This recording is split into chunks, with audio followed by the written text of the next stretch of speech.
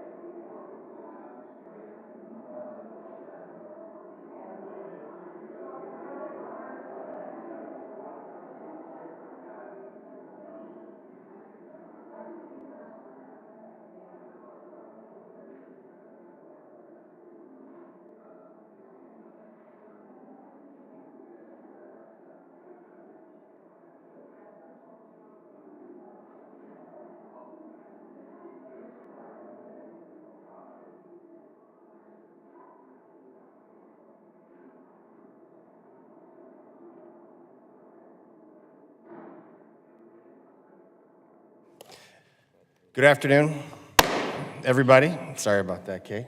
Surprised her. Surprise. The subcommittee will come to order. I welcome the witnesses and subcommittee members to today's hearing, and everyone who has participated in the subcommittee understands this is not a bipartisan committee. This is a nonpartisan committee, and we'll continue to operate in that vein. We've got 12 important legislative proposals to consider today. Oh, sorry, please be seated. Yeah. Sorry about that. I got all excited about legislation. I actually do. I'm a much bigger nerd than I thought I was. It's important to note that not all of the proposals will move forward in today's process, or in the process, and we hold legislative hearings to learn from the VA and other groups about their views on the bills and ensure members are making informed decisions, and when we do or do not mark them up. We value the insight provided by these stakeholders and agencies as an essential part of this process. A number of these proposals seek to improve education programs for America's veterans and ensure that the GI Bill dollars are being used responsibly. I specifically want to highlight 3 of my bills that are on today's agenda. My first bill would modernize the requirement for vet success on campus officers and allow them to have a minimum of a bachelor's degree in a relevant field of study instead of a master's degree. This change would allow our VSOCs to service more student veterans on campus and possibly allow for services to be provided to nearby student veterans on other campuses. Other bills that I've introduced would allow individuals participating in the on-the-job training or apprenticeship to receive an increased amount of educational assistance paid during months 6 through 12 of the apprenticeship from 80 to 90%. This is a logical way to promote non-traditional ways for veterans to explore career opportunities. My last bill would establish a partial claim program that would bring the VA Home Loan Program on par with other programs such as FHA, Fannie Mae, and Freddie Mac. This partial claim authority would be a step in the loss mitigation process before the VAST program, which I have deep-seated concerns about. In the current high-interest environment that we're living in, created by some terrible economic policies, my bill would allow a veteran who is behind on their mortgage to get a loan from the federal government, without having to enter into loan modification that would make their mortgage payments too costly to afford. The legislation would allow VA to provide assistance without purchasing the entire property, which is a key difference from the proposed VAST expansion. Many of you have heard previously me express my frustration with the idea of the VA taking responsibility for as many as 60,000 mortgages that would put the American taxpayers on the hook if they're foreclosed to the tune of $16 billion, which could potentially destroy the second best program that has been created under the Veterans Administration, and that is the VA Home Loan Guarantee, the first one, of course, being the GI Bill. My bill would allow VA to provide limited assistance and include mechanisms to encourage repayment as soon as the veterans are able. I do look forward to working with the minority and my friends in the Senate to see if we can find a better way to help these veterans without destroying the VA Home Loan Program. At this hearing, we're also going to discuss legislation to allow National Guard and reservists who are activated while in school to receive a grade instead of an incomplete, provided they can reach an agreement with their school and professors. Additional bills that will be considered would address education, home loan, and homelessness, which is my ranking member's #1 legislative priority. And I have reservations about some of the proposals on the agenda today, and the witnesses' testimony and questions from members will hopefully address some of these issues so that we can make informed decisions about whether or not to move these forward in the legislative process. We look forward to hearing from the members who have introduced these proposals, as well as our witnesses on how we can continue to improve these bills and better the lives of our veterans. I now yield to my friend, Ranking Member Levin from the great state of California for 5 minutes. Thank you to my friend, Chairman Van Orden, for holding this legislative hearing on 12 pieces of legislation, and also congratulations on a successful jump at Normandy, commemorating the 80th anniversary of D-Day. I want to start out by highlighting a few of the bills on the agenda that will ensure equity and benefits for service members, veterans, spouses, and dependents, expand much-needed benefits for homeless veterans, and increase the post-9/11 GI Bill books and supply stipend. First, I'd like to thank Ranking Member Takano for his partnership on the Guard and Reserve GI Bill Parity Act of 2024. This important piece of legislation would ensure National Guard and Reservist service members receive post-9/11 GI Bill eligibility for every day spent in uniform. This means that every day conducting operations, training, attending military schools, conducting weekend drill and annual training requirements, or responding to national disasters would count towards earning post-9/11 GI Bill educational benefits. Additionally, homelessness continues to be a top priority of mine, and there's not a one-size-fits-all solution. We must take a comprehensive approach to address the underlying needs of each individual veteran until every veteran has a place to call home.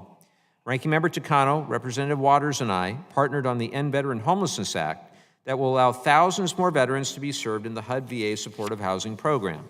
This crucial piece of legislation will drastically reduce the number of homeless veterans and increase the utilization of HUD-VASH vouchers.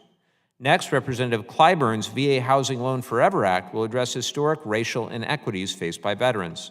This significant piece of legislation would grant eligibility to the VA Home Loan Program for military family members of World War II, Korean, and Vietnam War veterans who were promised benefits based on their service, but unable to actually use these benefits due to redlining and discriminatory practices.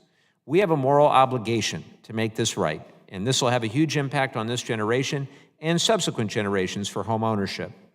Lastly, Representative Vasquez's bill would increase the books and supplies stipend that veterans receive each academic year. This stipend has not been increased since the post-9/11 GI Bill benefits were enacted in 2008. Many veterans can't stretch the yearly books and supplies stipend to cover all their needs. I've heard this frequently.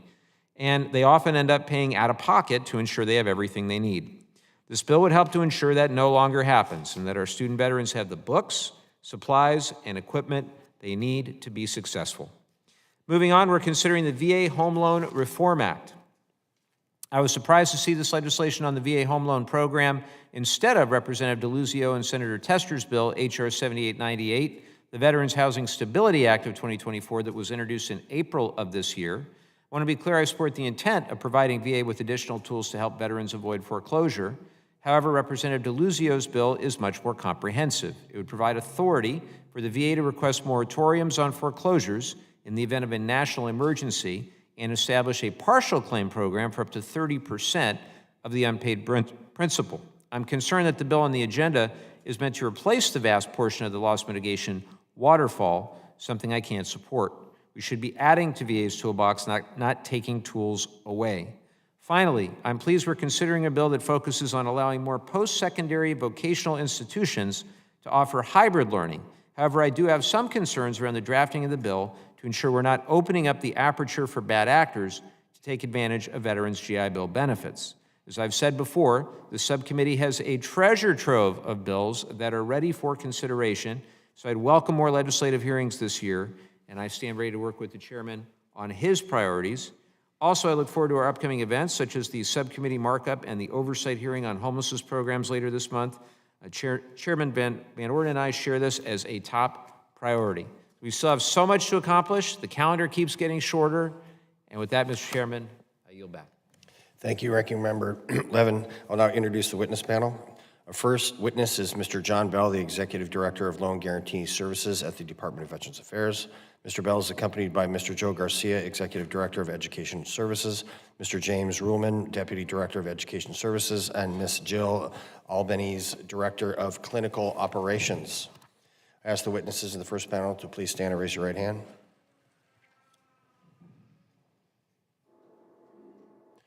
Do you solemnly swear that the testimony you're about to provide is the truth, the whole truth, and nothing but the truth? Thank you. Let the record reflect that the witnesses have answered in the affirmative. I ask the witnesses today to have your seats, please. You guys know how this works. I don't ask you to respect the 5-minute rule. You're going to do it, or I'll shut the microphone off, and I hold myself to the same standard. Mr. Bell, you're now recognized for 5 minutes to deliver your testimony on behalf of the Department of Veterans Affairs. Thank you, Chairman Van Orden, Ranking Member Levin, and members of the subcommittee. Thank you for inviting us here today to discuss pending legislation. Joining me today are Joe Garcia, Executive Director, and James Ruhlman, Deputy Director for Program Management, both from Education Service at Veterans Benefits Administration, and Jill Albanese, Director of Clinical Operations and Senior Advisor to the Executive Director for the VA Homeless Programs Office at the Veterans Health Administration. While VA's views on all of the bills are detailed in my written testimony, including areas of concern and support, I would like to highlight several bills in my opening remarks. First, VA highly supports the unnumbered bill that would authorize an annual increase of the amount payable for books and supplies. The current amount has remained unchanged for 15 years, and with the cost of books increasing each year, we believe that books and supplies stipends should also increase to lower out-of-pocket expenses for our beneficiaries. VA also supports the unnumbered bill which would increase the monthly housing allowance from 80 to 90% during the second period for beneficiaries participating in on-the-job training and apprenticeship programs. With the cost of living expenses steadily rising, this increase to the housing allowance will ease some of the financial strain on our veterans and allow them to focus more on on gaining the skills needed to acquire meaningful employment. Regarding the modernizing the Veterans On-Campus Experience Act of 2024, VA does not support this bill unless amended. VA requests additional clarification on the definition of employees authorized to provide on-campus services, given the specific educational requirements needed to provide counseling services. We also request clarity on the bill's restriction to provide case management services to no more than 25 individuals at any one time, as it will limit the VSOC's counselor's ability to provide necessary outreach and walk-in services to student veterans, especially in serving multiple campuses. VA strongly supports efforts to end veteran homelessness, and as such, we support the End Veteran Homeless Act of 2024. This legislation would expand veterans' eligibility for a HUD-VASH program and allow more veterans experiencing or at risk of homelessness to obtain permanent housing. Regarding the Housing Loan Forever Act, VA supports this bill if amended. We believe VA's proposed amendments to limit a legatee's benefit to a one-time purchase or construction loan for a first-time homebuyer will not jeopardize the objectives of the bill and will still make a meaningful difference for the families of veterans who served prior to 1978 and did not use their earned VA home loan benefit. Finally, VA appreciates the subcommittee's continued support to provide VA with additional flexibilities to help veterans experiencing financial difficulties retain their homes, and as such, we support Section 2 of VA Home Loan Program Reform Act. However, we do not support the partial claim program outlined in Section 3 of the bill due to concerns that it would compromise veterans' long-term financial standing and pose significant implementation challenges given the short-lived nature of the program.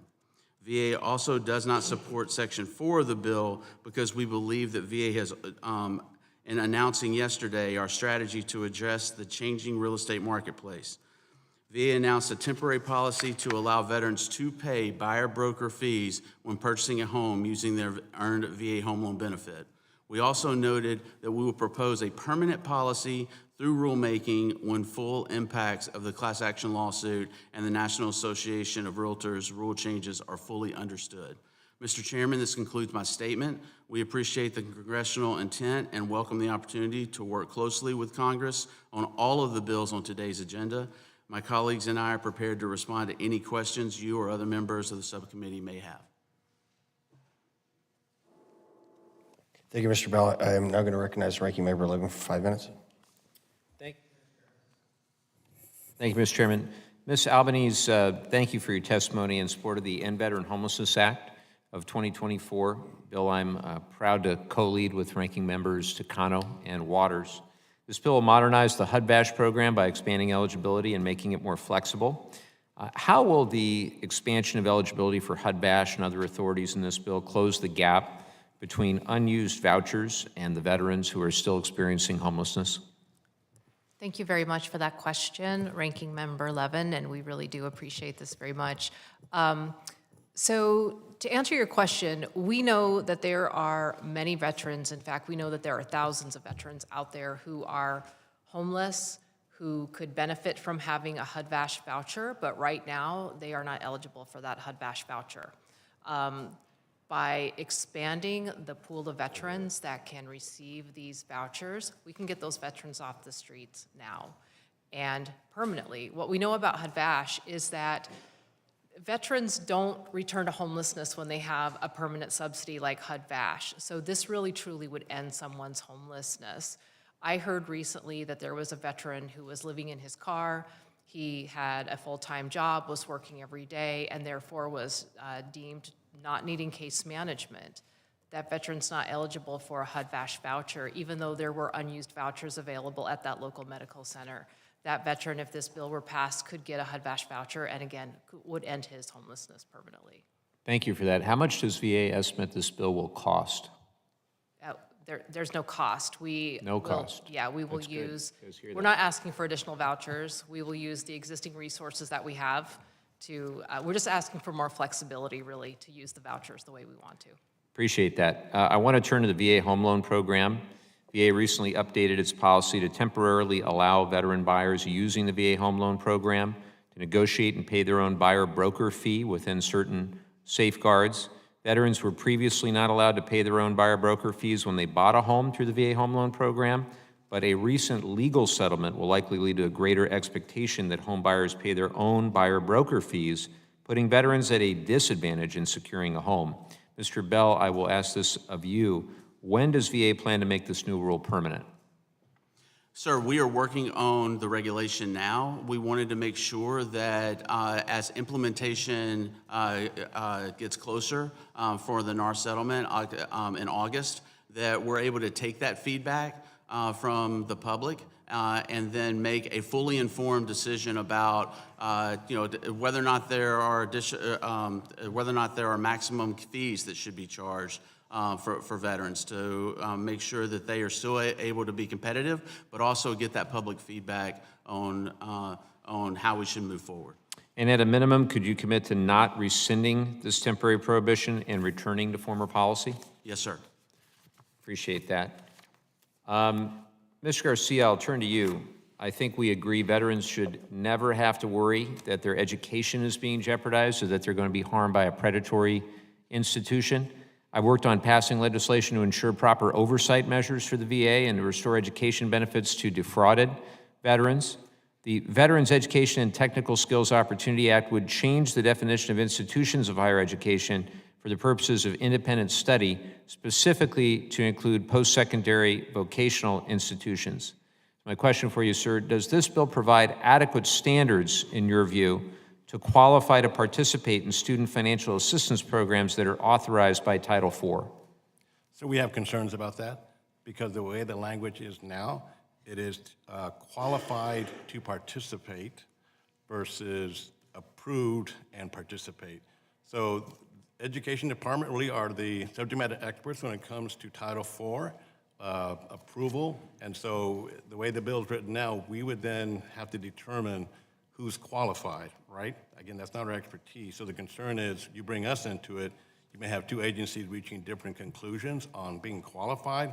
Why not stick with the language now for Title IV, approved and participate, versus determining somebody who's qualified? That'd be the concern. Got it. I appreciate that, Mr. Garcia. One more question for you. By expanding the definition of independent study to allow vocational schools to provide online learning, would the bill potentially open up the aperture for bad actors? So with the state approving agencies, what they do now, we believe that would not be an issue because you don't want to prevent good programs from coming in. You already have the safeguards to prevent bad programs from being there. So we think there's more benefit to it with the existing controls already in place with us and the state approving agencies. Out of time, he's about to hit that gavel, so yield back. Thank you. Thank you, Ranking Member Levin. The chair now recognizes Ms. Ramirez for 5 minutes. Thank you, Chairman, and thank you, Ranking Member. I want to thank our witnesses for joining us today. I've had an opportunity to hear from a number of you, so it's good to see you again. And it's important as we're discussing a number of bills that aim to improve the lives of our veterans, including bills that would help prevent homelessness, expand opportunities to obtain housing, improve educational benefits, and address educational equity, that we get into a little bit more of the substance of it. I want to start with Ms. Albanese. Did I pronounce your name correctly? Close enough, thank you. Okay, thank you. I'm big on that. I wanted to ask you, we know that the flexibilities integrated in the emergency housing voucher program have worked to reduce homelessness and get people in stable housing during the pandemic. And so my question to you is, how does the End Veteran Homeless Act adopt some of those flexibilities? And why are they so necessary to our ability to get veterans quickly moved into permanent housing? Yeah, thank you so much for the question. So what we found during the pandemic, that the more flexibilities we had, the more veterans we could house. Having these additional flexibilities with the HUD-VASH program, it's going to allow our case managers to provide services to those veterans who need it the most, but still provide the HUD-VASH voucher to veterans who maybe don't need intensive case management services. That's going to allow us to house more veterans within the HUD-VASH program. It's also going to allow us to move veterans who maybe were in another housing program, maybe in another assistance program, into HUD-VASH if they need the case management and if that's a more appropriate program. Got it. Additionally, I think I've mentioned this before, and actually this question can be to you or it can be to Mr. Bell, but I used to run a homeless shelter. I did that. I was there for about 13 years. I know I look very young for that, but it happened. And I worked with a lot of veterans who were experiencing homelessness, who oftentimes, the time that it took to help them move into permanent housing really had an impact on their mental health. So I wanted to ask you or Mr. Bell, do you think that the End Veteran Homeless Act will also serve as another tool to really help reduce suicide among our veterans? I mean, we know, for example, that homeless veterans are 186% higher rate than non-homeless veterans in committing suicide. So I'm interested in your take on that, Mr. Bell or Ms. Albanese. You want to go first? So I will say absolutely it will. We know that homelessness or risk of homelessness is absolutely a high risk for suicide. What this bill will do is it will also allow us to serve more veterans and house more veterans. It will also allow us to serve more veterans who are at risk of homelessness. And we know that that is a risk factor for suicide. Yeah, thank you.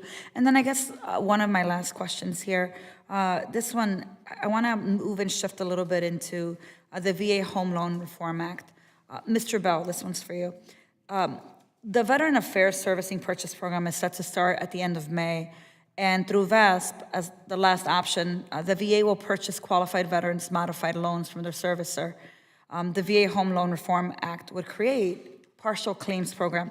So my question to you is, what is the VA doing to ensure that those veterans who were forced to take much higher interest rates when the COVID provisions ended and before the VASP implementation are taken care of? Thank you for your question, and this speaks directly to the reason why we needed VASP, and that was a unique set of borrowers, of veterans that went through CARES Act, had forbearances. They were at 2.5% to 3% interest rate, and we needed a place where we could solve for the past due payments, but we needed payment reduction, and payment reduction is what allows VASP to work. So we're hoping that as we get over this one occurrence, that there are other means in our loss mitigation waterfall that our servicers can use to help veterans as they move, if they do go into default, that we can help them succeed. So that's why it's the last option in that waterfall, but it's all about payment reduction. They needed a time and place payment reduction when 2.5% interest rate is what they have now, 2.5 to 3, and rates are at 7%. So Thank you. That's helpful. Thank you, Mr. Bell. Mr. Chairman, I yield back.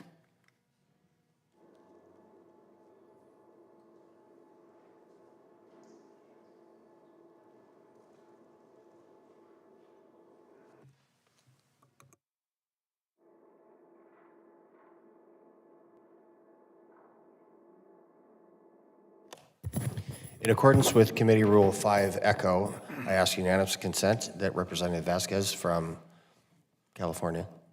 New Mexico. New Mexico, oh my gosh. You know what? I'm going to haze myself immediately following this committee hearing. From New Mexico will be permitted to participate in today's subcommittee hearing. Hearing no objections, we will proceed. Mr. Vasquez from the great state of New Mexico, you are now recognized for 5 minutes. Thank you so much, Chairman Van Orden. Ranking Member Levin, We do have a saying, don't California my New Mexico, so I'm going to hold you to that. Although I love the great state of California. Distinguished members of the House Veterans Affairs Subcommittee on the Economic Opportunity for allowing me to testify today in support of my bill, the Veterans Education Assistant Adjustment Act. So thank you to our witnesses that are here as well joining us. Our veterans have made an extraordinary sacrifice for our country, and it's our duty to support them as they transition to civilian life and pursue their educational goals. The post-9/11 GI Bill has been a key part of our promise to veterans, offering them the educational benefits they need to reach their academic and their career goals post-service. However, to maintain the effectiveness of this vital program, we need to make sure the financial support it provides keeps up with inflation and a changing economy. Currently, the financial support for books, supplies, and equipment provided under the post-9/11 GI Bill stands at $1,000 per year. This amount, unchanged over a decade, no longer reflects the rising costs of educational materials and living expenses. My bill, the Veterans Education Assistance Adjustment Act, would increase the maximum stipend for books and supplies to $1,400 per year. Additionally, it introduces a cost of living adjustment each year, ensuring that the financial support keeps pace with inflation and the ever-increasing costs that our veterans and their families face today. Books and other educational supplies can be a barrier for many students. 2008 was the last time an adjustment was made. Alarmingly, $1,000 in 2008 is equal to $1,450 today. Veterans should not be required to subsidize that additional cost with their limited incomes. As the costs of materials rise, our veterans deserve the necessary financial support to continue their education. My district, New Mexico's 2nd Congressional District, which one of the highest rates of service per capita, including the highest rates amongst Native Americans, is home to almost 50,000 veterans, and New Mexico is home to 3,700 veterans currently enrolled in Veteran Educational Assistant benefits, and I'm honored to come before this committee today to advocate for them and the benefits they rightfully deserve for serving our country, as well as all the veterans enrolled in these benefits in all of our districts across the country. It has been well over a decade since anyone took into account the cost of education supplies for veterans, and that's why I'm here today to advocate for my bill that will provide veterans with the financial stability that they need to focus on their studies as they transition to civilian life. We need to do better to assist the heroes who served our country. The cost of books should not be a barrier to education and to a future career. I ask that the chairman, ranking member, and members of this subcommittee support my legislation to increase this crucial stipend for veterans' education assistance. Thank you all for considering my bill. I yield back, Mr. Chairman.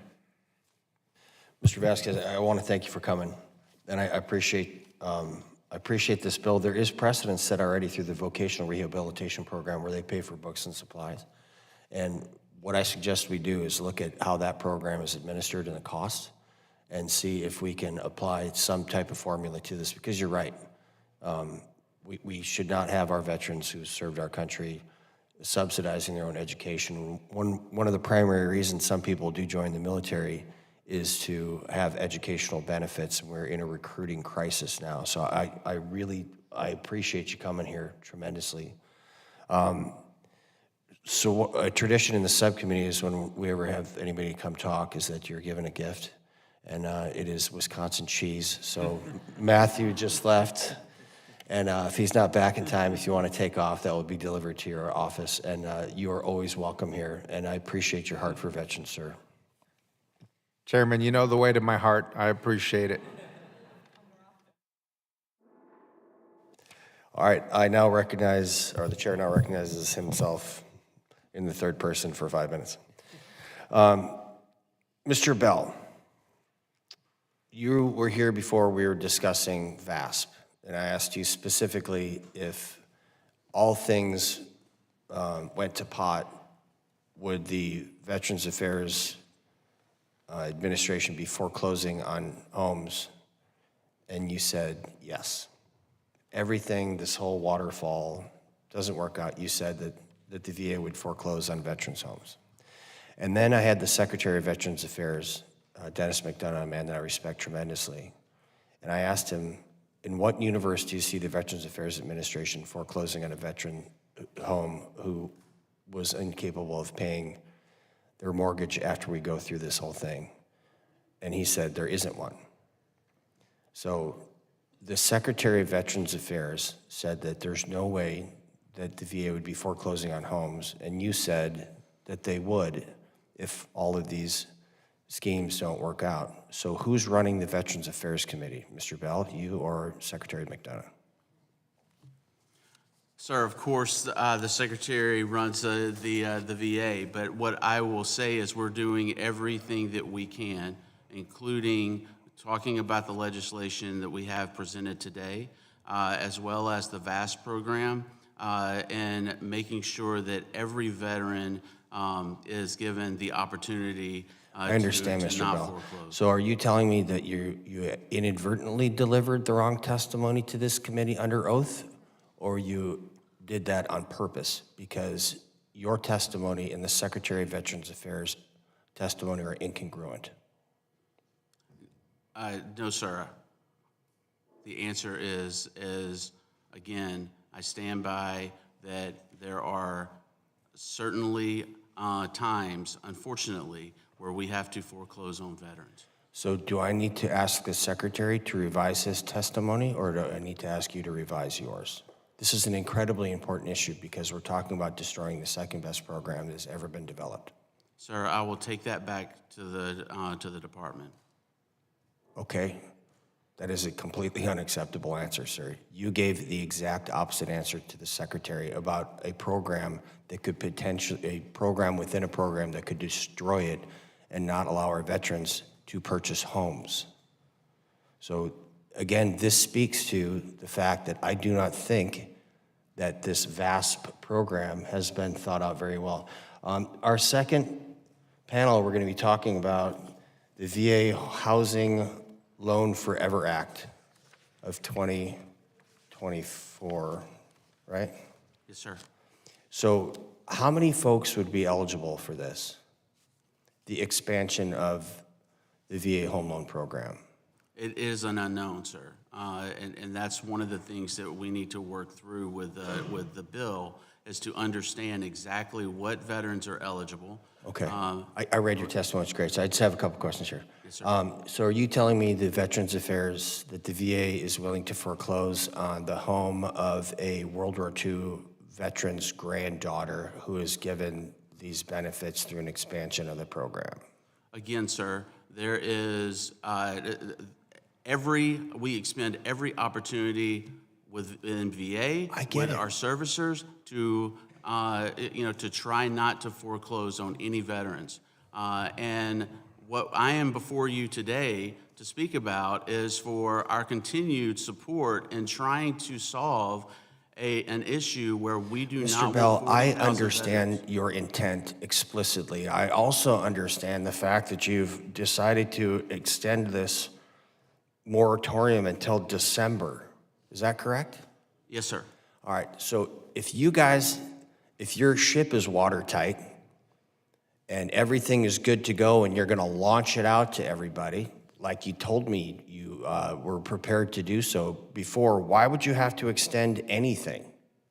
Why can't you push go? Sir, there is one thing for us to be able to take in or to establish the program. That happened on May 31st, which was what was promised. Whether or not a servicer's technical is ready from a technical standpoint to transfer those loans to us, that is why we needed the additional time, because we don't want to leave any veteran behind that we can Mr. help. Bell, no one wants to leave a veteran behind, but I'm afraid you're going to destroy something that is the second best program that has ever been created by the VA because you have not thought this program through. I am out of time.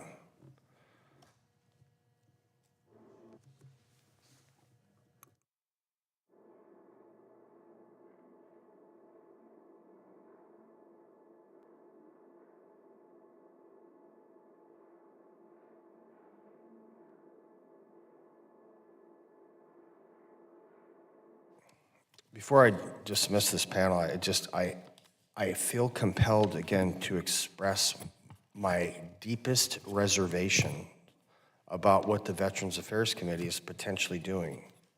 And I mean, if we look at these things, the application of this VASP, their implementation of this, and the $16 billion that we're signing up for, and now we're talking about potentially expanding VA loan home guarantees to an unknown number of people, which you articulated very well, that your concerns. I am unwilling to allow that to take place on my watch. And no one wants a homeless veteran. It's Ranking Member Levin's priority. It's my priority. But if we do this and we destroy the program in its entirety trying to save it, the amount of homeless veterans we're going to have is going to be exponentially more. So the road to hell is paved with good intentions, and I feel like we're taking that off-ramp with your VASP program. And I just want that noted again for the record. I am not impugning your reputation, sir, or saying that your heart is not in the right place, any one of you. I understand that. We're trying to get to the same place, but the route you're choosing to take is gonna destroy something that is good. I do need to note that the written statement of Mr. Bell will be entered into the record. Thank you very much for coming, everybody. I appreciate it greatly. You are excused, and I hope that you stick around for the second panel.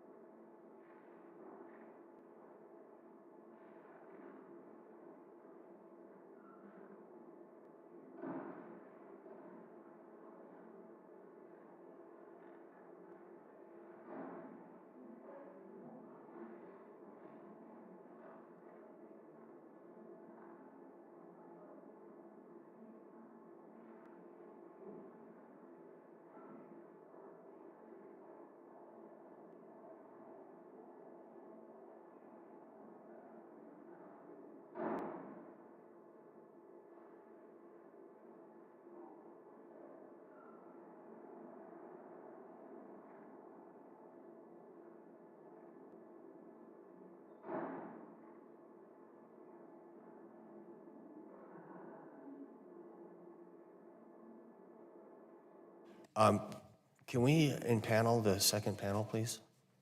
Here they come. Oh, wow. Look at that. Look at that. We're all sitting here staring at each other and wondering who's... On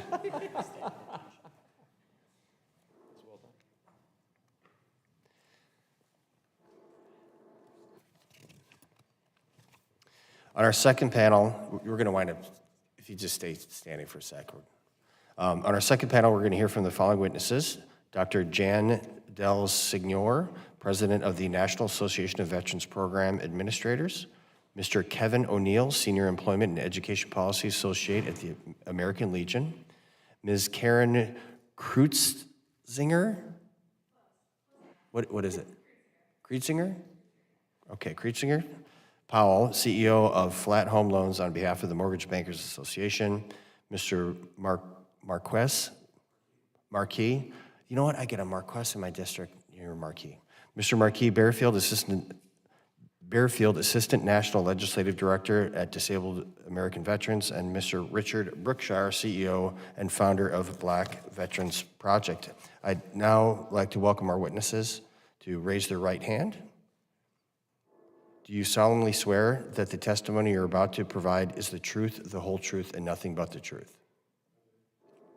Thank you. Let the record reflect that all witnesses have answered in the affirmative. You may be seated.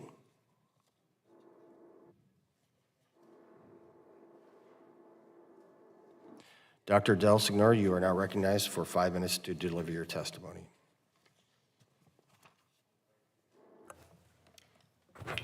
Chairman Van Orden, Ranking Member Levin, and members of the subcommittee. Thank you for inviting me to speak at this hearing on pending legislation. My name is Dr. Jan Del-Signor, President of the National Association of Veterans Program Administrators, NAPA. NAPA's membership includes over 400 public and private colleges and universities across the nation that represents over 530,000 student veterans.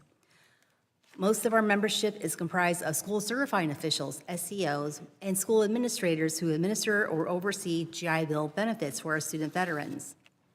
NAPA has served as the voice of advocacy for veterans in higher education since its founding in 1975.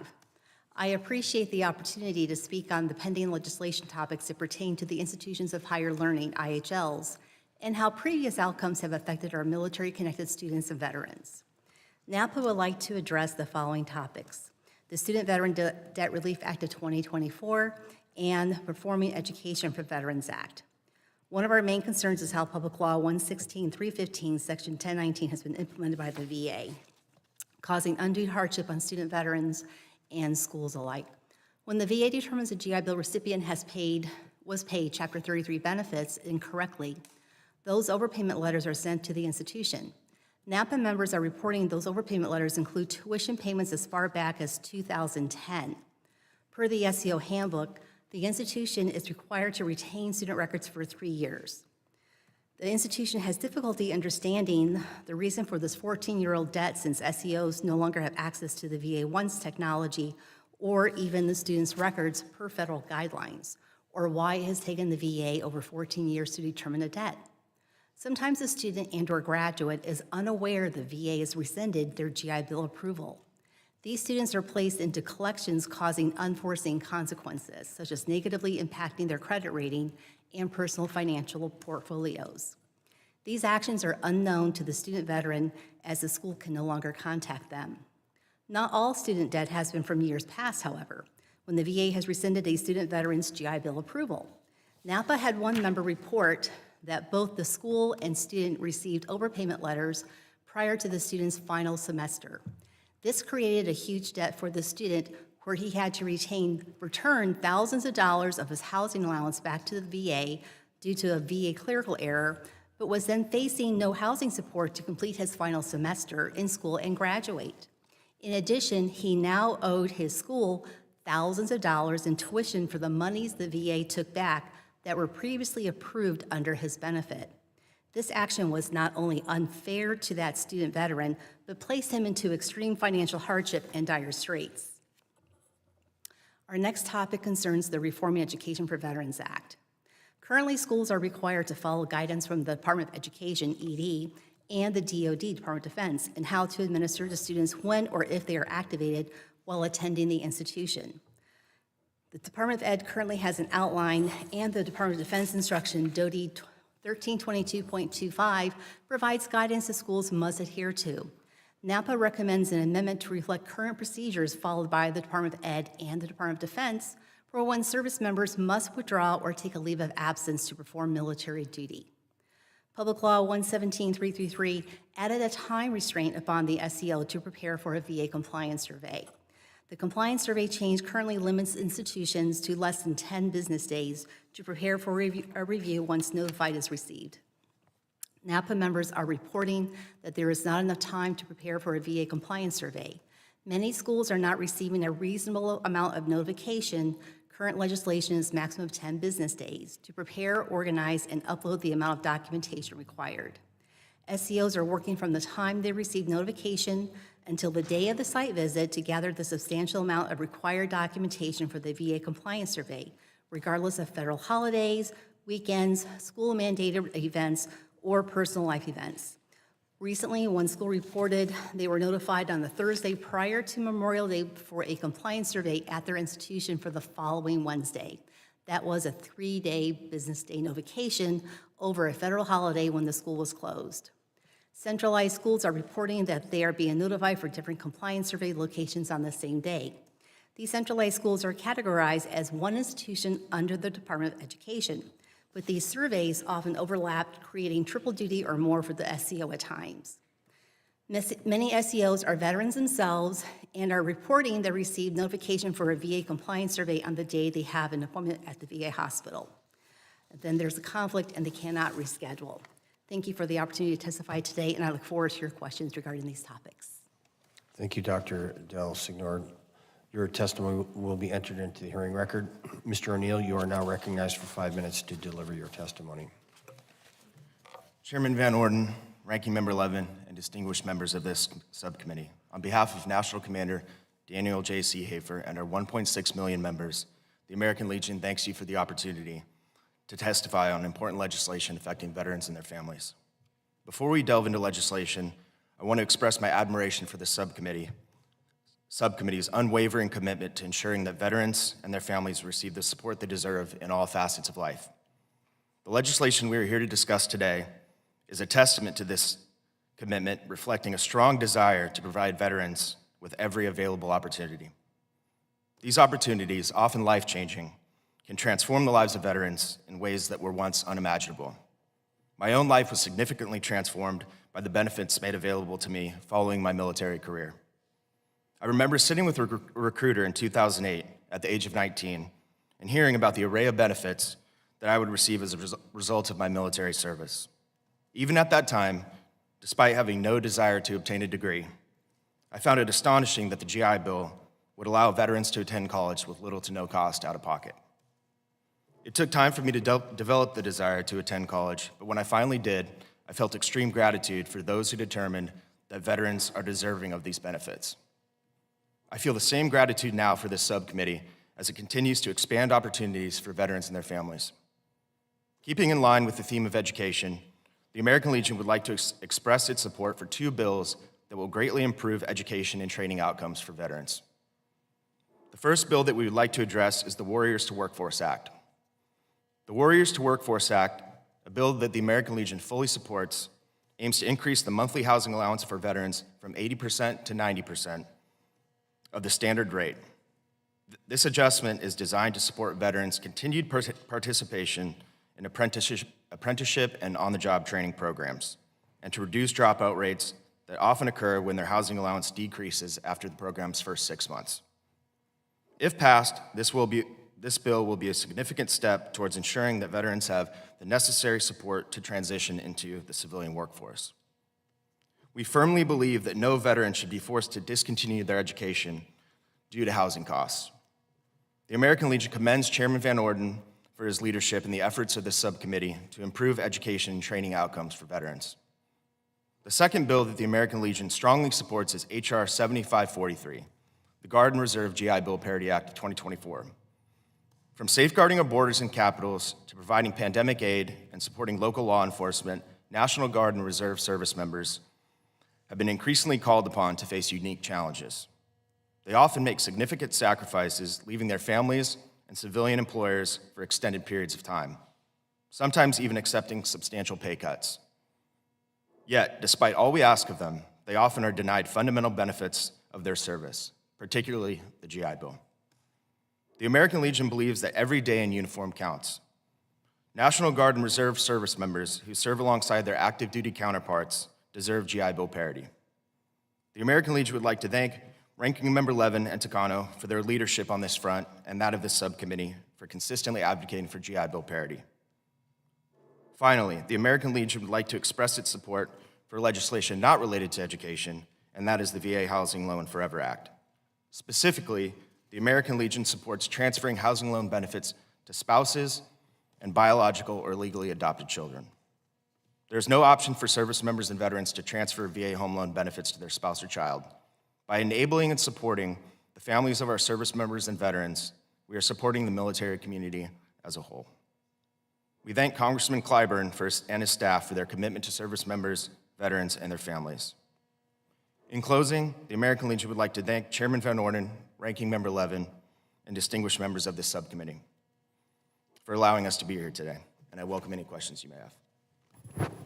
Thank you, Mr. O'Neill. Mr. O'Neill's written testimony will be entered into the hearing record, my fellow Legionnaire. Ms. Kutzinger-Powell, you are now recognized for 5 minutes to deliver your testimony.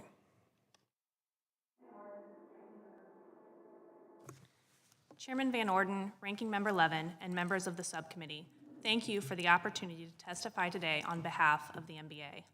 My name is Karen Kreuziger-Powell. I serve as the Chief Executive Officer at Flat Branch Home Loans, an independent residential mortgage lender headquartered in Missouri and licensed in 38 states. I have extensive experience originating, securitizing, and servicing VA home loan program mortgages, and am honored to appear before this panel. MBA appreciates the focus of today's hearing on proposed legislation aimed at authorizing a permanent partial claim program. This program is designed to give our nation's heroes loss mitigation options comparable to those in other federal housing programs. The VA Home Loan Program is a significant benefit earned by our veterans through their sacrifice and service. MBA recognizes the need to make this program more accessible, operationally efficient, flexible, and competitive. This is particularly crucial during times of individual crisis for veterans and their families, and it's important this benefit is not diminished. That's why I want to emphasize MBA's strong concern that the VA funding fee should not be used for expenses unrelated to the home loan program. MBA has worked closely with committee staff on the topic of partial claims, and we are pleased to offer recommendations aimed at improving the proposed legislation. The VA may require additional resources from Congress to implement these suggested program improvements. MBA welcomes legislation that authorizes a permanent partial claim for the VA home loan program. A partial claim is a standard, simple, and time-tested foreclosure prevention solution available to borrowers in other federal housing programs, but one that is missing from the VA's loss mitigation toolkit. It allows a borrower who has resolved a financial hardship to move missed payments to the back of the loan without interest following a period of forbearance. This helps borrowers get back on track with regular mortgage payments or pursue a modification for a more affordable payment. Despite the introduction of the VA's newest loss mitigation program, known as VASP, MBA believes veteran homeowners facing temporary financial hardship deserve access to partial claims to reinstate their loans and remain in their homes. Access to both of these solutions will provide struggling borrowers with a more durable set of loss mitigation options to preserve affordable homeownership. We are, however, concerned that certain provisions of the current bill text, such as the repayment plan, could adversely affect veteran homeowners, mortgage servicers, and the VA. As drafted, this legislation adds hurdles that may negatively impact borrower benefits. These changes might be motivated by a desire to generate revenue through interest income, but VA will recoup the initial outlay most of the time, as a partial claim requires repayment at payoff, refinance, or maturity of the first lien mortgage. No other government program requires repayment with interest, and we urge amendments to the bill to achieve parity with other federal housing programs. MBA appreciates your consideration of these recommendations. Our association and its members will continue to work with the agency, this committee, and other key stakeholders to ensure veterans and their families have access to more affordable, sustainable homeownership opportunities. The final topic I want to highlight today concerns the settlement agreement of the National Association of Realtors to resolve various class action lawsuits alleging antitrust violations. If approved, changes could impact decisions by sellers to cover buyer agent commission fees. VA's regulations prohibit veterans from paying fees or commissions to real estate agents in relation to a VA home loan program. This prohibition puts veteran borrowers at a severe disadvantage as they are prohibited from compensating real estate agents who guide them through the home buying process. MBA is pleased that the VA has taken temporary measures to address the problem. We urge the VA to permanently amend its regulations. Once again, MBA appreciates the opportunity to comment on the issues impacting the VA home loan program and the specific legislation before the subcommittee today. We value partnering with Congress and the VA to help veterans utilize their earned benefit to achieve home ownership. MBA looks forward to continuing to work with the subcommittee to forge practical solutions and provide the VA with the necessary resources to implement changes and improve the home loan program. I look forward to answering any questions you may have on this or any of the proposed legislation. Thank you. The written statement of Ms. Kreuziger-Powell will be entered into the hearing record. Mr. Bearfield, you are now recognized for 5 minutes to deliver your testimony. Thank you. Chairman Van Orden, Ranking Member Levin, and members of the subcommittee. Thank you for inviting DAV to testify at today's hearing of the Subcommittee on Economic Opportunity to consider the legislation for discussion this afternoon. We have provided our written statement for all of the bills under consideration today, and we are pleased to provide our views on a few of the bills impacting DAV members, their families, and survivors.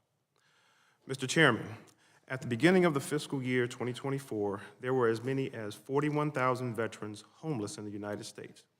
According to the VA, a key priority is to place veterans experiencing homelessness into permanent housing. They will accomplish this by using HUD rental assistance vouchers for privately owned housing to assist veterans who are experiencing homelessness. This collaborative program between VA and HUD combines housing vouchers with VA supportive services to help veterans who are homeless and their families find and sustain permanent housing. VA case managers may connect these veterans with supportive services such as health care, mental health treatment, and substance use counseling to help them in their recovery process and with their ability to maintain housing in their community. For these reasons, DAV is pleased to support H.R. 8560, the End Veterans Homelessness Act. Many veterans have experienced post-deployment conditions such as post-traumatic stress disorder, traumatic brain injuries, and substance use disorders. These conditions from military service often make veterans' participation in the workforce difficult or impossible and can make them more prone to homelessness. We appreciate the fact that this legislation would have case managers prioritize assistance to vulnerably homeless veterans, especially those with service-related conditions. We urge Congress, to authorize the HUD-VASH vouchers and require the VA to provide effective case management necessary for homeless veterans to stay housed. Another bill DAV fully supports is H.R. 7543, the Guard and Reserve GI Bill Parity Act. Currently, for Guard and Reserve members to be eligible for post-9/11 GI Bill benefits, they must have served at least 90 aggregate days on active duty after September 10, 2001, or served 30 continuous days on active duty after September 10, 2001, and were honorably discharged for a service-connected disability. With the passage of this legislation, National Guard and Reserve members will be eligible to earn post-9/11 GI Bill education benefits for every day spent in service to this country. This legislation would address the inequity between all duty statuses. We encourage Congress to remove barriers to continued education and ensure full access and use of these earned benefits. Mr. Chairman, DAV is pleased to support your bill, H.R. 7920, the Agriculture Grants for Veterans Education and Training Services Act, or the Ag-Vets Act. For individuals who would like to pursue an opportunity to work in agriculture fields, this grant program will go a long way in helping them achieve the goal. Agriculture is a broad and diverse industry that offers a wide range of jobs and opportunities. There are many jobs in the agriculture that are in high demand, including supportive positions like truck drivers, construction workers, engineers, and mechanics. According to the U.S. Bureau of Labor Statistics, the agriculture industry employed over 876,000 people in 2021, and overall employment of agricultural workers is projected not to change from 2021 to 2031. These grants are intended to support the establishment and enhancement of farming and ranching opportunities for veterans, as well as to be used for training, education, curriculum development, and other activities that increase veterans' participation in agriculture. Finally, Mr. Chairman, DAV also supports the following bills: H.R. 7896, the Vets Opportunity Act; H.R. 8514, to amend Title 38 United States Code to provide for an annual increase in stipend for book supplies, equipment, and other educational costs under post-9/11 education assistance programs of the Department of Veterans Affairs; H.R. 8592, H.R. 8627, H.R. 8646, and finally, H.R. 8661. This concludes my testimony, and I welcome any questions that you or members of the subcommittee may have. Thank you, Mr. Bearfield. I, too, am a member of the Disabled Veterans of America, the DAV. Thank you very much. The written statement of Mr. Bearfield will be entered into the hearing record. Mr. Brookshire, you are now recognized for 5 minutes to deliver your testimony. Thank you.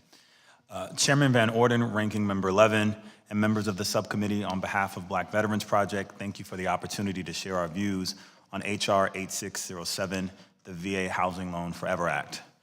Black Veterans Project is a nonpartisan 501c3 nonprofit that advances research, litigation, and narrative storytelling to actualize racial equity and reparative justice in and out of uniform.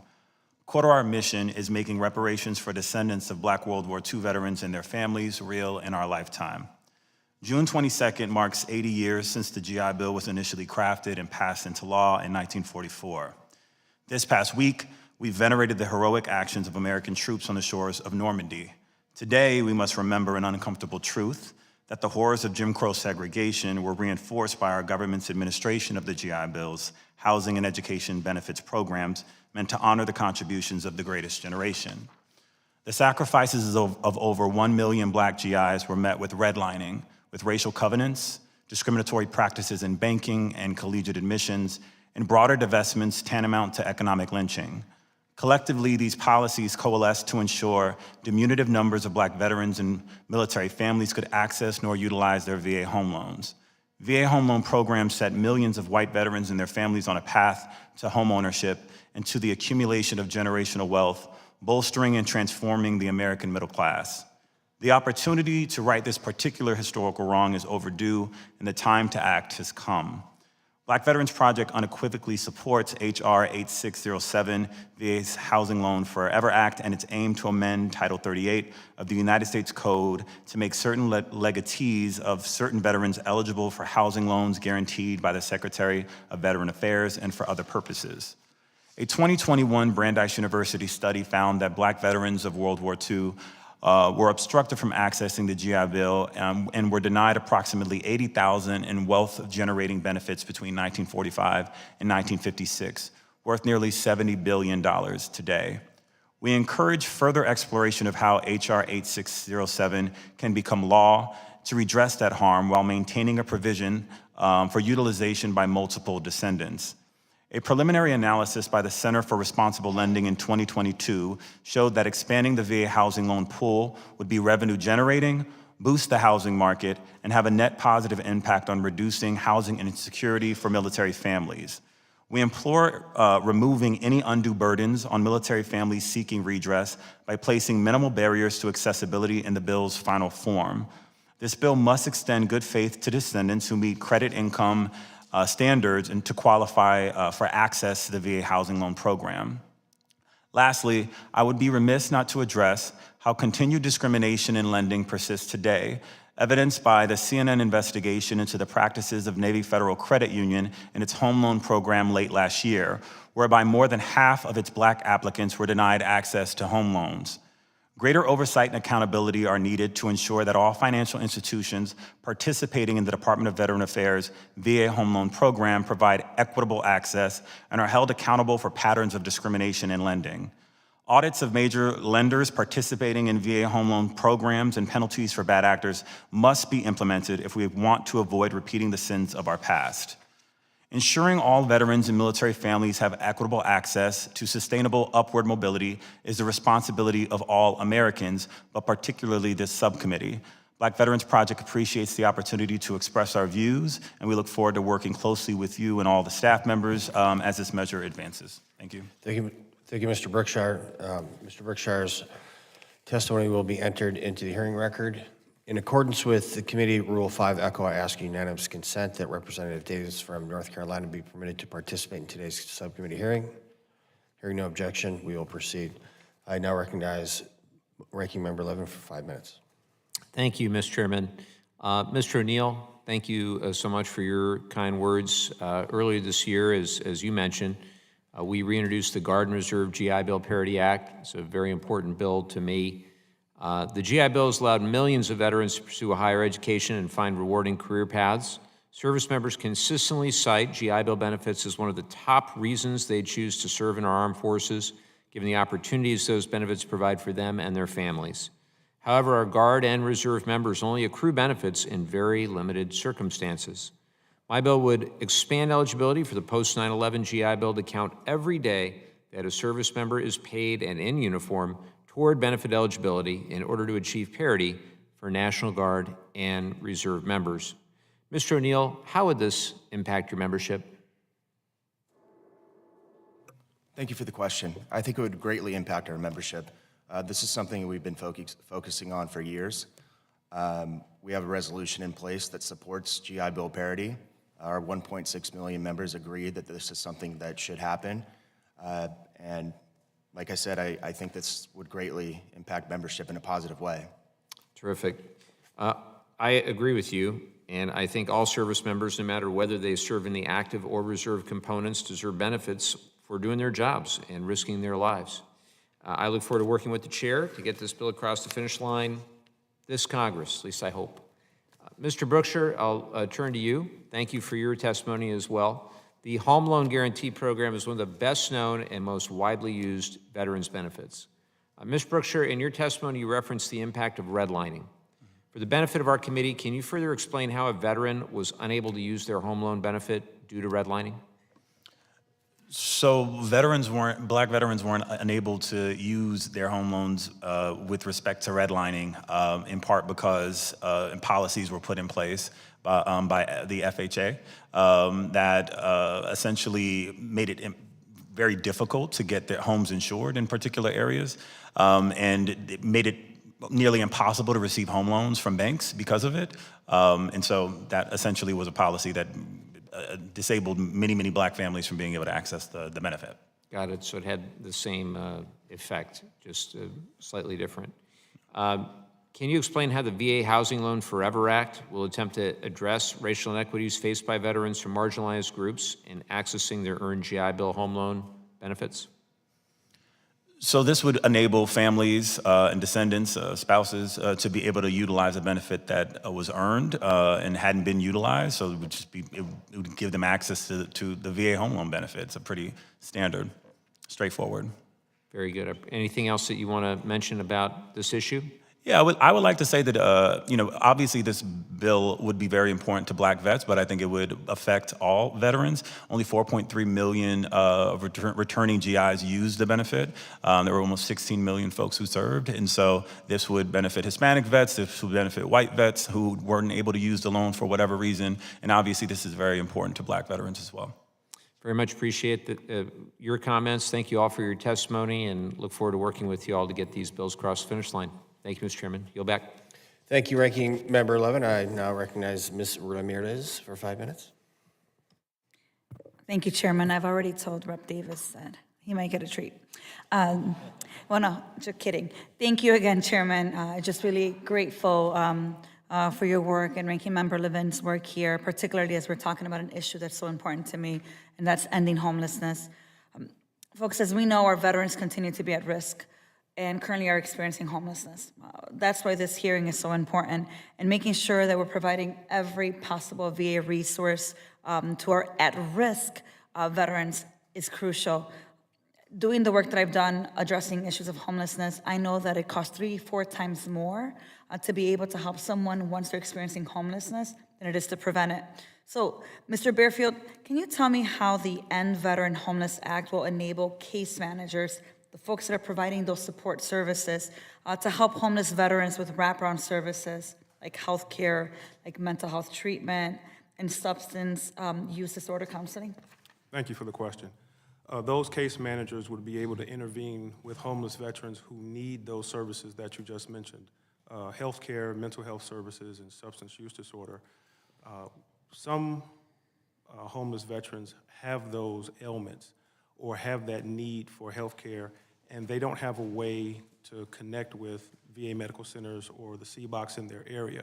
So those case managers would prove to be very important by connecting them with VA services that they can use and get connected with to help get them out of the situations that they're in. Yeah. Thank you so much, Mr. Bearfield. And obviously, as we think about it, housing is a need, but there are other needs as well. And sometimes homelessness is a symptom of other issues. So I absolutely believe and have actually supervised many case managers that do wraparound services. So I absolutely agree with you. I want to talk to you about homeless women veterans. Particularly this legislation, how do you see, Mr. Bearfield, it assisting women veterans that may have a child or children also in need of assistance? Thank you for that question as well. Women veterans, especially those with children that may find themselves being homeless, would definitely benefit from case managers being able to connect them with not only the HUD vouchers that they would need to remove them from the situation that they're in, but the wraparound services, again, would also be able to provide them with other needs that they would have for themselves and for their children. Thank you. I want to turn it over and talk a little bit now with Mr. Brookshire. First, just thank you so much for being here.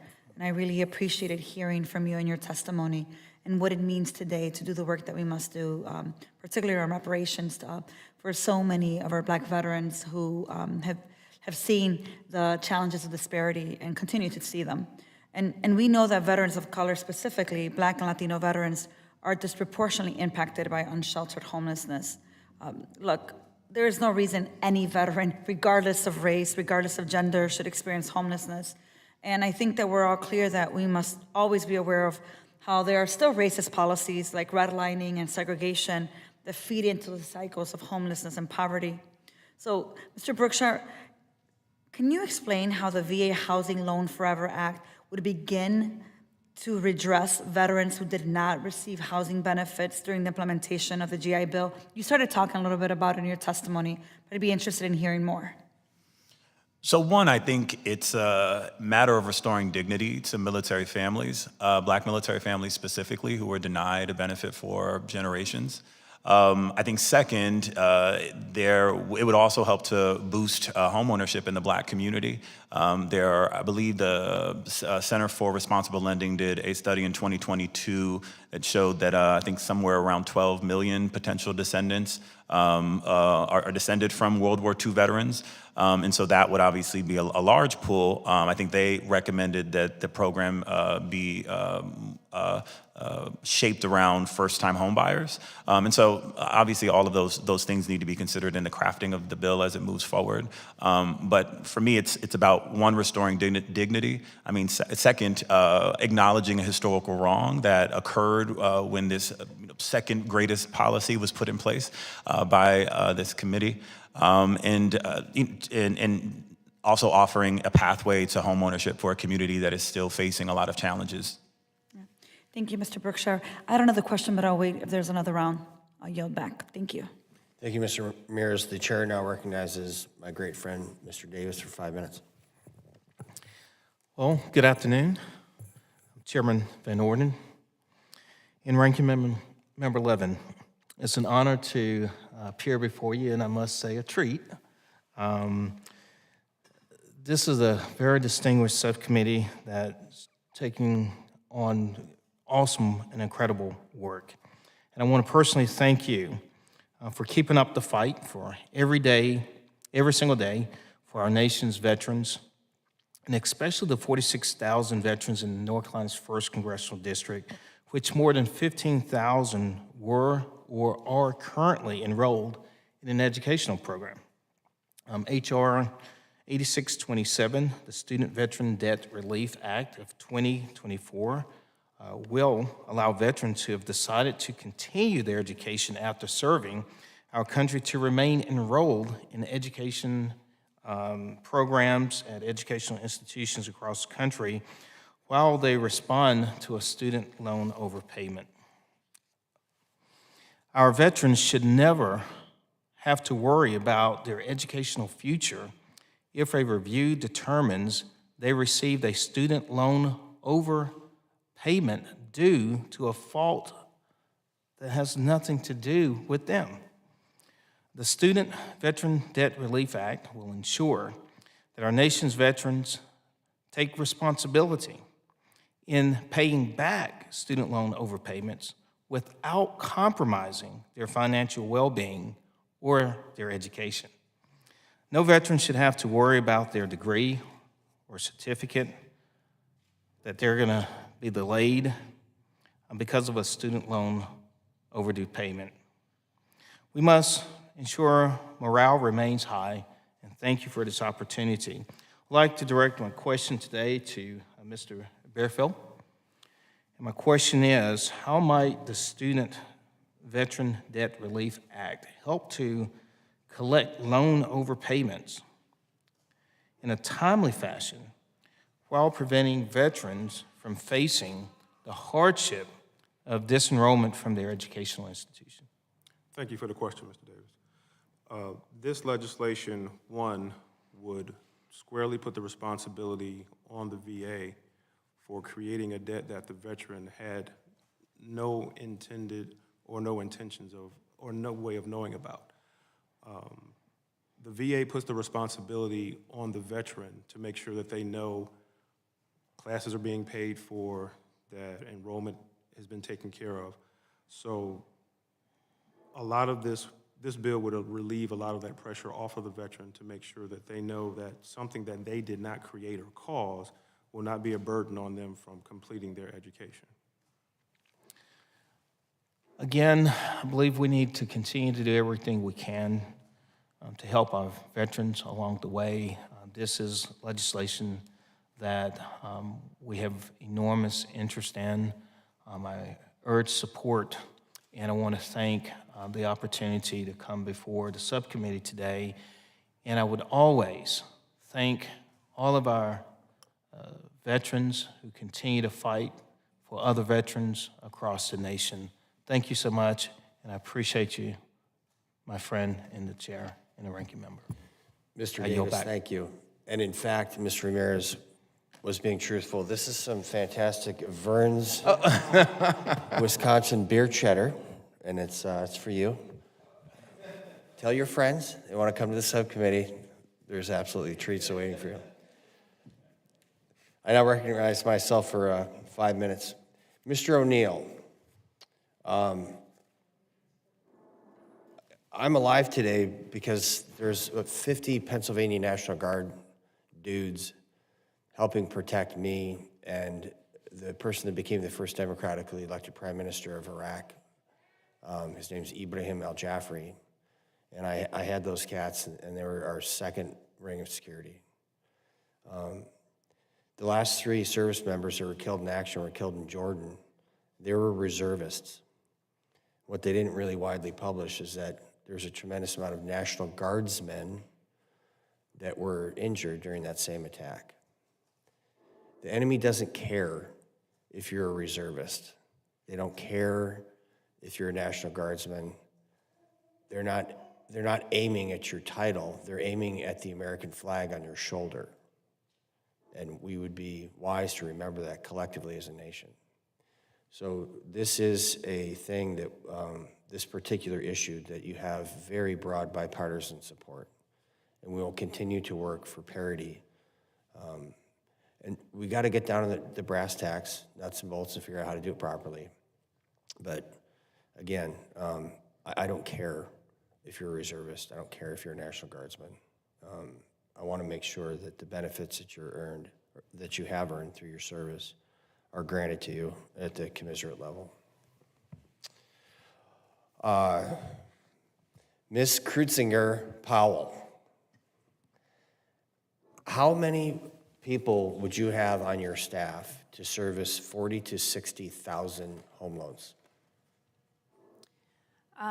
Currently for us, we have about a $7 billion portfolio, which is about 40,000 units, and it's between 40 and 45 employees to service that portfolio. Okay, and that's in the tune of about $16 billion? For us, it's $7 billion. We have really low loan amounts, but it's when you're servicing units matter, and so 40,000 loans is what we service. Okay, and what is the level of subject matter expertise with your people that are servicing these loans? There's multiple departments and extreme levels of expertise, specifically in the loss mitigation field. How long does it normally take someone to gain the commensurate amount of expertise to make sure that they can run these books at a low level of failure? There's multiple layers, but if you're truly running the department, I would say several years of experience. Okay, so it's not a pickup game, right? You don't just like roll in on Monday and then on Tuesday you're servicing loans to the tune of $16 billion. And 60,000 loans? No, sir. Okay. So the problem is we have some people that don't quite understand that. And I think that they're treading into waters and they don't know what they're doing. So that is an issue. So, Mr. Brookshire, my colleague, Mr. Clyburn, came to my office a little while ago and brought up this issue to me. And he did that because both of my parents were freedom riders in the 60s. They left from Mankato State. They went down to register African Americans to vote. And so this is part of my family's DNA, trying to rectify these things and making sure that we're not discriminating against people due to immutable characteristics such as race, sex, and all that stuff. But I have some questions because, again, we gotta nail this. You know what I mean? So how many potential folks are you talking about that would be eligible for this program? I don't know the answer to that question. I think that's part of the reason that we've presented the bill now, is so that we can start to get answers and get a CBO score. Okay. What if the person who was given access to a veteran's home loan guarantee wants to purchase an additional home? Again, I wouldn't know the answer to that question because the bill is still in draft form. Okay. So here's the VA, and this is going to sound crazy when I see Mr. Rodriguez over there. He's probably going to have a heart attack. I agree with them in their assessment, a lot of stuff. I mean, you want to write that one down, Mike?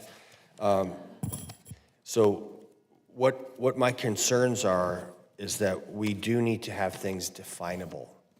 And what is definable is, and it's irrefutable, is that many Black Americans during that period of time in our history were discriminated against because of an immutable characteristic. No one is arguing that at all. That happened. That's real. And if we can rectify something, we should. My concern is that until we are able to clearly define numbers, we can't understand the cost and we can't understand how to appropriately apply this. So for instance, the way that this is currently written, it's not compatible with how a active duty service member's eligibility for VA home loan guarantee is. So like I can use it, but I can't transfer it. My educational benefits, I can transfer to my wife and to a child. I can't give it to my grandchild or a cousin or any living descendant. So I would like these things, these programs, if we could have some type of standardization across the board, and if we use an existing model like the GI Bill, which I think would be prudent, then a significant portion of the people that are potentially identified in this bill as written would no longer be eligible for it. And I've had these discussions with Mr. Clyburn, and I'm going to continue to work with him to get this down to something that we can truly quantify. And here's how I've decided to legislate. If it makes sense, we're going to do it. If it doesn't make sense, we're going to ask questions. Right now, it doesn't make sense. That's why I'm asking questions, and I'll speak to my colleague, Mr. Clyburn, again. And then if we can get to yes with those answers, then we do it. And I don't care what the CBO score is. I don't care what your political party affiliation is. I don't care. If it makes sense, it makes sense. And if we have the opportunity from the subcommittee to help rectify a historic wrong, then that's what we're going to do. So I want you to stay in very close contact with our teams, and let's see if we can get to yes. Okay. Is that cool? Yep. All right. Okay. Well, with that said, they're going to call votes here shortly. Are you sure, Mr. Ramirez? So Ms. Ramirez will submit her questions, her follow-on question for the record. And I want to thank you, everyone. I'm going to recognize Ranking Member Levin for any concluding remarks you might have. I just want to thank the chairman for his cooperation in so many of these important bills, and thank our witnesses for all their hard work, and hopefully we get a lot done in the next few months here. Hopefully. I want to thank you guys for coming and for your participation in today's hearing. I've received a number of statements for the record. I've read them all. I make a habit of doing that before we sit down here and talk. I ask unanimous consent that all members may have 5 legislative days to revise and extend their remarks and include extraneous material. Without objection, so ordered. This hearing is adjourned. That looks really good. It is excellent.